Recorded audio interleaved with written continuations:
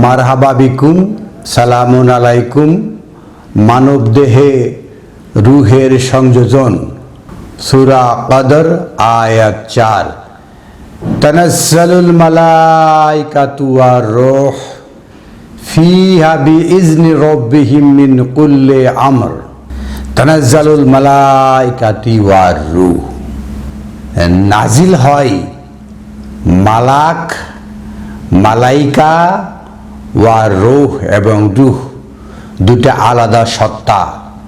ফিহা বিইজনি রব্বিহিম, তার মধ্যে থাকে রবের অনুমতি, মিন কুল্লি আমর, এবং সকল প্রকার নির্দেশনা। আমরা সূরা কদরের 4 নম্বর আয়াতে দেখতে পাচ্ছি মালাইকা এবং রূহ নাজিল হয়, যার মধ্যে থাকে রবের অনুমতি এবং সকল প্রকার নির্দেশনা। সূরা নাহলের 2 নম্বর আয়াতে রয়েছে ইউনাজ্জিলুল মালাইকাতা বির-রূহ মিন আমরিহি আলা মাইয়াশা মিন ইবাদিহি। নাজিল হচ্ছে মালাইকা এবং রূহ, মালাইকাতা বির-রূহ, রূহ দিয়ে নাজিল হচ্ছে মালাইকা, মিন আমরিহি, তার নির্দেশনা থেকে, আলা মাইয়াশা মিন ইবাদিহি, ইবাদিহি তার বান্দাদের উপরে, মানিয়াশা যে চায়। তাহলে কথাটা হলো এরকম, তার বান্দাদের মধ্যে থেকে যে চায় তার প্রতি নাজিল হয় মালাইকা রূহ দিয়ে, সকল নির্দেশনা থেকে। এখানে আমরা দেখতে পাচ্ছি মালাইকা নাজিল হয় রূহ দিয়ে, কি সুন্দরভাবে। এবং আগের রাতে বলা হয়েছে তানাজ্জালুল মালাইকাতু ওয়া রূহ, আর এখানে বলছে বির-রূহ। তাহলে মালাইকা এবং রূহ দুটা পাশাপাশি চলাচল করে, বোঝা যাচ্ছে। আরও আয়াত আমরা দেখব। সূরা কদরের 4 নম্বর আয়াত এবং সূরা নাহলের 2 নম্বর আয়াতে দেখেছি আমরা মালাইকা এবং রূহ দুটো পাশাপাশি নাজিল হচ্ছে, দুটা আলাদা সত্তা। সূরা মাআরিজের 4 নম্বর আয়াতে রয়েছে তারজুল মালাইকাতু ওয়ার রূহ ইলাইহি ফি ইয়াউমিন কানা মিকদারুহু 50 আলফা সানাতিন। সূরা কদরে এবং সূরা নাহলে আমরা দেখেছি মালাক এবং রূহ দুটা নাজিল হওয়া। এবং সূরা মাআরিজে যে পাচ্ছি তারজুল মালাইকাতু ওয়া রূহ ইলাইহি ফি ইয়াউমিন, এমন একদিনে মালাইকা এবং রূহ দুটা ঊর্ধ্বগমন করে তার দিকে, যার পরিমাণ হলো 50,000 বছর। সূরা নাবার 38 আয়াতে রয়েছে ইয়াউমা ইয়াকুমুর রূহু ওয়াল মালাইকাতু সাফা।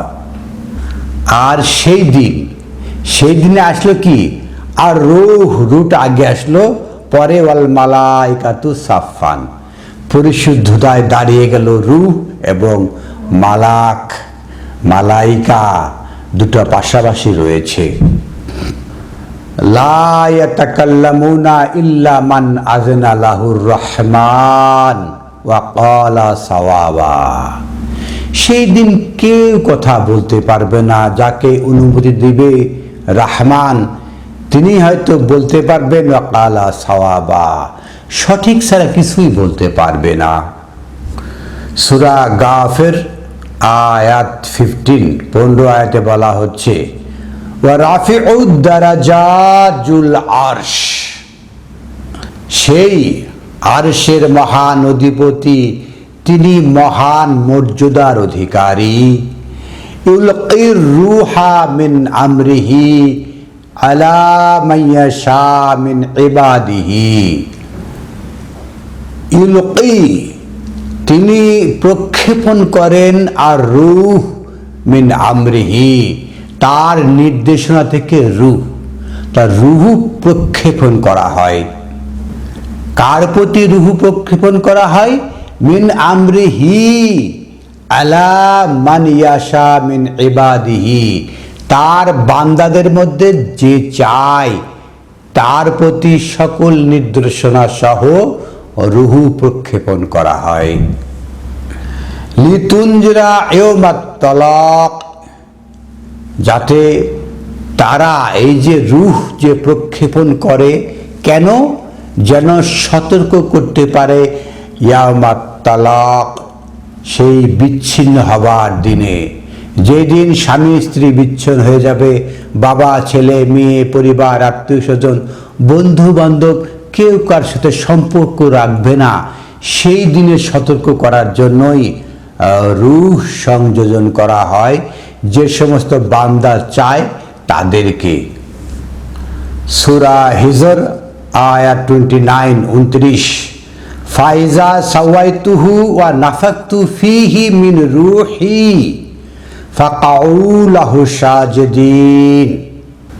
আর যখন সাওয়াইতুহু, হু হলো আদমকে, যখন আদমকে সাজিয়ে দেওয়া হবে, মানে পূর্ণাঙ্গ একটা মানুষ তৈরি করা হয়েছে। ওয়া নাফাকতু ফীহি মিন রূহি, সর্বশেষ সংযোজনটা কি হলো? নাফাকতু ফুৎকার দেওয়া হলো, ফীহি তার ভিতরে, মিন রূহি আমা থেকে রূহ, আমা থেকে রূহ ফুৎকার দিয়ে আদমকে সংযোজিত করা হলো। ফাকাউ লাহু সাজিদিন, তখন আপনারা হয়ে যাবেন সাজিদিন।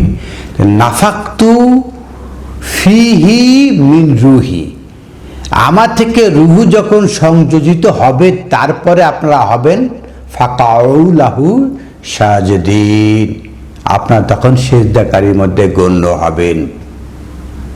তো আমরা বলতে পারি যে আদম তখনই মান্যতার যোগ্য, সিজদার যোগ্য, যখন তার মধ্যে নাফাকতু ফীহি মিন রূহি, আমা থেকে রুহু মানে কি? প্রতিপালক রব তার থেকে যে রূহ তার সাথে সংযোজন করা হয়েছে, তারপরে ফাকাউ লাহু সাজিদিন, সিজদার উপযুক্ত হয়েছে, এটা আমরা বলতে পারি। রূহ আদমের মধ্যে সংযোজন করা হয়েছে, জন্মের পরম্পরায় কি এই রূহ আমাদের মধ্যে থাকবে? সেটা তো আমরা বলেছি সূরা গাফের, সূরা মুমিনের 15 আয়াতে, যে ইউলকি রূহা মিন আমরিহি আলা মাইয়াশা মিন ইবাদিহি, মহান জুল আরশ, তিনি মহান অধিপতি, তিনি নিক্ষেপ করেন, প্রক্ষেপণ করেন মিন আমরিহি নির্দেশনা থেকে, তার বান্দাদের মধ্যে থেকে যে চায় তাকে রূহ নিক্ষেপ করেন, প্রক্ষেপণ করেন, সংযোজন করেন। সূরা শুআরা আয়াত 51 আয়াতে বলা হচ্ছে, ওয়া মা কানা লি বাশারান আইয়ুকাল্লিমাহুল্লাহ, কোনো বাশার মানুষ এরকম নয় যে তিনি মহান আল্লাহর সাথে কথা বলবেন। ইল্লা, ব্যতিক্রম হচ্ছে ওয়াহিয়ান আও মিন ওয়ারাই হিজাবি আও ইরসিলা রাসূলান, ব্যতিক্রম হচ্ছে ওয়াহির মাধ্যমে অথবা পর্দার অন্তরাল থেকে অথবা কোনো রাসূল প্রেরণ করে। এই তিনটা প্রক্রিয়ায় রবের সাথে, আল্লাহর সাথে সংযোগ স্থাপন করা যায়। ফা ইউহিয়া বিইজনিহি মা ইয়াশাউ, অথবা তিনি ওয়াহি করেন, অনুপ্রেরণা দেন, ইন্সপাইরেশন দেন তার অনুমতি সাপেক্ষে যা কিছু। ইন্নাহু আলিয়ুন হাকিম, আর নিশ্চয় তিনি মহাপ্রজ্ঞাময়, মহান ঊর্ধ্বের। পরের আয়াত 52 বলা হচ্ছে, ওয়া কাযালিকা আওহাইনা ইলাইকা রূহাম মিন আমরিনা, আর এভাবেই আমরা অনুপ্রাণিত করি তাকে আমার নির্দেশনা থেকে রূহ। মা কুনতা তাদরি মা আল কিতাব, আপনি জানতেন না আল কিতাবটা কি? তাহলে আমরা এখান থেকে হিকমার মাধ্যমে বুঝতে পারি যে ওয়া কাযালিকা আওহাইনা ইলাইকা রূহাম মিন আমরিনা, যে পর্যন্ত না রূহাম মিন আমরিনা ওয়াহি হয়, রুহু যে পর্যন্ত না কোনো বান্দার প্রতি ওয়াহি হয়, তার আগে কি হয়? মা কুনতা তাদরি মা আল কিতাব, কিতাব কি জানতে পারবে না, কিতাবের বোধ আসবে না ভিতরে। তার রূহ সংযোজন হতে হবে। কোনো আব্দ, কোনো বান্দার প্রতি রূহ সংযোজন হওয়ার পরেই মা কুনতা তাদরি মা আল কিতাব, কিতাব কি জানবে না। জানছে কখন? যখন রূহটা কারো দেহে, কোনো বান্দার দেহে সংযোজন হয়েছে।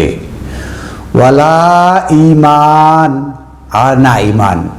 তাহলে কিতাব কি, ঈমান কি, এই দুটার একটাও জানতে পারবে না যে পর্যন্ত না রূহটা সংযোজন ঘটে।